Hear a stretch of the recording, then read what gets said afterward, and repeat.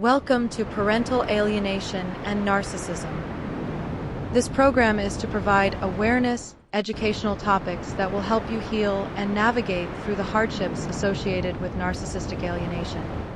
Please like and subscribe.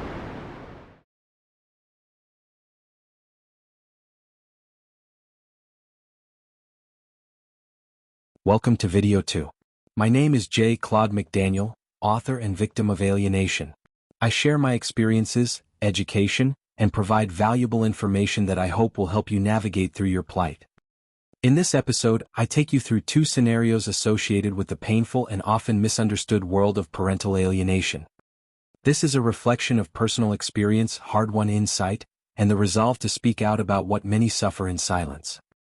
I invite you to walk with me through real-life scenarios and patterns of behavior, especially those influenced by individuals afflicted with malignant narcissistic personality disorder, NPD. We begin with our first scenario. Names have been changed to afford victims and/or the innocent plausible deniability. Let me share this story. Imagine a father. We'll call him Alex. It's his daughter's 12th birthday. He's standing on the porch of what was once the family home, holding a carefully selected gift in one hand and a birthday card in the other. His heart is filled with a mixture of hope, anticipation, and sadness. Maybe today will be different. Maybe today he'll get to see her smile. Maybe today he'll hear her say, "Thank you, Dad." But the door never opens. He waits and waits. Then he leaves. Weeks later, Alex begins to learn what really happened. The birthday gift he mailed in advance? His daughter never received it. The emails he sent? She never saw them. The messages he left? They never reached her. Instead, she was told something entirely different. Dad forgot about you. Dad didn't bother to call. Dad doesn't care. Alex is stunned. How can the truth be twisted so easily? How can people believe things that never happened? How can friends, neighbors, relatives, teachers, and even professionals accept a story that bears little resemblance to reality? The answer lies in something I call sleight of mind. Just as a magician performs a sleight of hand, directing your attention in one direction while the real trick happens somewhere else, a narcissist often manipulates perception itself. The illusion becomes more powerful than the truth, and the people watching rarely realize they've been deceived. In Alex's case, his former spouse has become a master illusionist. She presents herself as the victim. With tears, emotion, and convincing stories, she explains to others how she has been mistreated, abandoned, and wronged. People sympathize. People believe. And few ever stop to ask whether the story is true. Soon, she recruits what many experts refer to as flying monkeys. Friends, family members, acquaintances, even well-meaning professionals. Some knowingly participate. Others genuinely believe they are helping. But together they reinforce the narrative. They repeat the accusations. They validate the distortions. And they help isolate Alex even further. Meanwhile, control over the environment becomes absolute. Emails disappear. Gifts never arrive. Phone calls go unanswered. Memories are rewritten. Events are reinterpreted. And slowly, a child begins to see one parent through a lens carefully crafted by the other. At the center of it all is something called narcissistic supply. Supply is the attention, admiration, validation, and control that fuels the narcissist. Every time Alex is portrayed as the villain, the narcissist gains sympathy. Every time someone validates her version of events, she receives more supply. Every time conflict escalates, she remains the center of attention. And Alex? Alex becomes the target of suspicion, the target of accusations, the target of social isolation, the target of a campaign designed to rewrite reality itself. Over time, something even more troubling begins to happen. Alex starts questioning his own perceptions, his own memories, his own judgment. He develops symptoms often associated with narcissistic victim syndrome: anxiety, hypervigilance, sleepless nights, trust issues, emotional exhaustion, crushing self-doubt. At his lowest point, he begins asking the question many victims eventually ask: what if they're right? What if I really am the problem? That confusion is not accidental. It is often the intended result of prolonged emotional and psychological manipulation. But here's where the story begins to change. Because Alex starts learning. He learns about flying monkeys. He learns about narcissistic supply. He learns what it means to be a target. He learns how narcissistic victim syndrome develops. And for the first time he begins to see the illusion for what it is. He realizes something important. His former spouse is not acting out of wounded love. She is acting from a powerful need for control, validation, and admiration. He realizes that not everyone helping her is evil. Many have simply been deceived. And perhaps most importantly, he realizes his daughter did not stop loving him. She has been subjected to years of subtle influence, manipulation, and misinformation. The problem is not the absence of love. The problem is the distortion of reality. And that's why understanding these concepts matters. Because language creates understanding. Understanding creates clarity. And clarity breaks confusion. Narcissistic abuse thrives in secrecy. It thrives in misunderstanding. It thrives when victims cannot identify what is happening to them. But once you learn the language, something powerful happens. You begin naming the tactics. You begin recognizing the patterns. You begin separating truth from manipulation. And little by little, you reclaim your sense of reality. That's one of the goals of this story. Not simply to explain what happened, but to help others recognize what may be happening in their own lives. Because in a world filled with emotional illusions and psychological misdirection, knowledge is more than information. It's protection. It's clarity. It's survival. Once you can identify the tactics, you can resist the control. Once you resist the control, you begin reclaiming your power. And once you reclaim your power, you begin rebuilding your life. This story isn't just about understanding narcissism. It's about learning how to survive it without losing yourself in the process. Scenario 2 will begin momentarily. Please like and subscribe.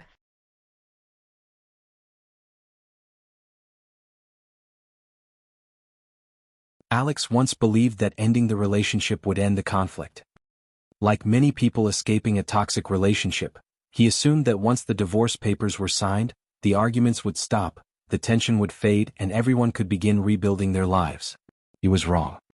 The day Alex refused to be controlled anymore was not the end of the battle. It was the beginning. Because when direct control was no longer possible, a new strategy emerged. An invisible strategy. A psychological campaign designed not merely to oppose him, but to erase him. At first, the attacks were subtle. So subtle, in fact, that Alex almost missed them. But as the weeks became months and the months became years, a disturbing pattern emerged. The methods became impossible to ignore. And the damage became devastating. The first tactic was controlling the narrative. Almost immediately after the separation, stories began circulating. Neighbors whispered that Alex had abandoned his family. Mutual friends stopped returning phone calls. School officials suddenly seemed distant and guarded. Nothing about Alex had changed. His values hadn't changed. His love for his children hadn't changed. His commitment to being a father hadn't changed. But something else had changed. People's perception of him. And the most frightening part was that he never saw it happening. The story was being written behind his back. Then came the smear campaign. But no campaign operates alone. Soon, others became involved. Friends, extended family members, acquaintances, even people Alex once trusted. These individuals became what many refer to as flying monkeys. Most weren't malicious. Most genuinely believed they were helping. They thought they were protecting a family from a man they had once respected. The deception worked because it wasn't loud. The accusations weren't shouted from rooftops. They were whispered in conversations, shared quietly over coffee, passed discreetly through text messages and phone calls. And whispers often travel farther than facts. As the campaign intensified, Alex discovered something even more disturbing. There were no boundaries. Nothing was considered off-limits. Personal conversations he had shared in confidence suddenly resurfaced as weapons. Moments of vulnerability became evidence against him. A struggle with depression became proof that he was unstable. Long work hours became proof that he had been unfaithful. Private fears became public accusations. The very trust that once existed in the relationship was now being used to destroy him. And then Alex discovered one of the cruelest ironies of all. His greatest strengths had become liabilities. His patience, his empathy, his willingness to give people the benefit of the doubt, his desire to avoid conflict. All of it was weaponized against him. Every silent moment became an admission of guilt. Every effort to remain calm became evidence of manipulation. Every attempt to explain himself was portrayed as another attempt to deceive. Slowly, Alex came to a painful realization. He was operating within the boundaries of empathy and decency. The person attacking him was not. That realization led him to another uncomfortable truth.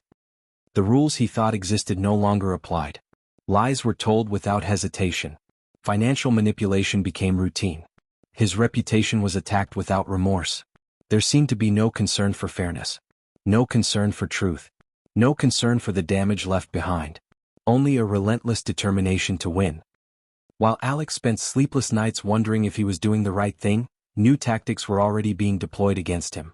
Then came one of the most devastating moments of all. False accusations. One day, Alex discovered that people believed he had been abusive. There was no evidence.